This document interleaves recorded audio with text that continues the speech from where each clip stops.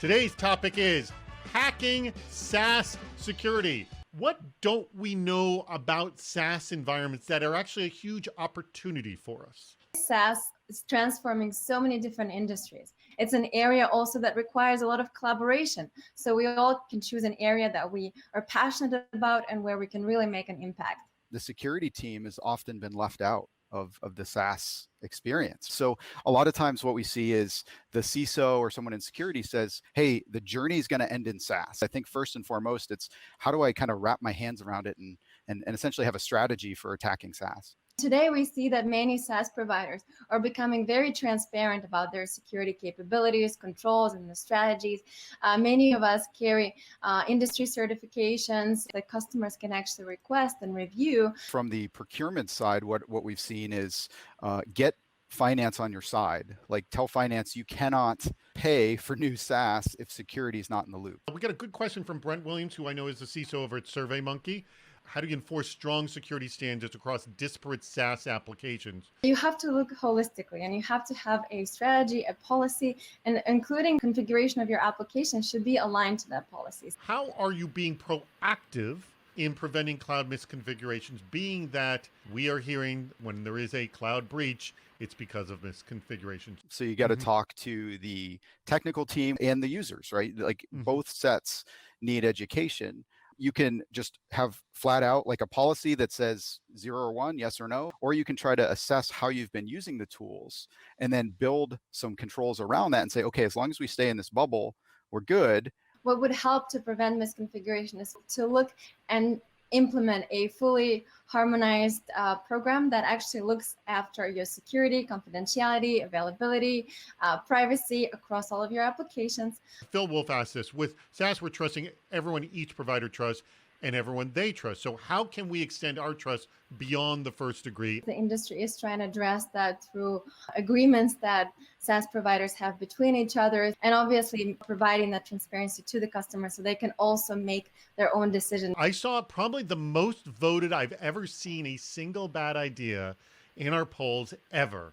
Go back to on-prem, SaaS is a fad. Why are we going to do this? Every employee is now a contractor and they have to bring their own tools, bring it to work with them, but it has to be on-prem where they can prove they own everything. Believe absolutely everything your SaaS provider tells you about security.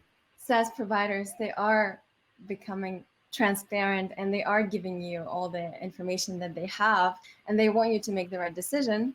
No more vendor risk reviews. Oh, yes. Does anybody enjoy that? No. Nobody enjoys it. Which one is worse? One, host SaaS services on premise so you don't have to worry about security. Two, put too many security controls on SaaS and limit the business. Well, you can't limit the business. So I would say that's worse.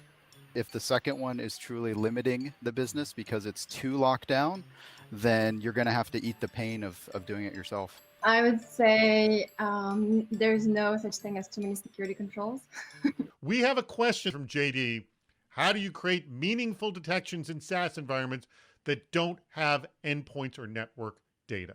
It comes back to the visibility question and having access to behavioral data, maybe profile and privilege data, that kind of thing. And then what are you concerned about? You have to have some data to then apply detection rules against. This question comes from Kevin Hackinson. How do you balance a fully customized customer service experience from a SaaS vendor with data privacy protections of your corporate secrets hosted with them? Okay. It comes down to the question of customization and configuration.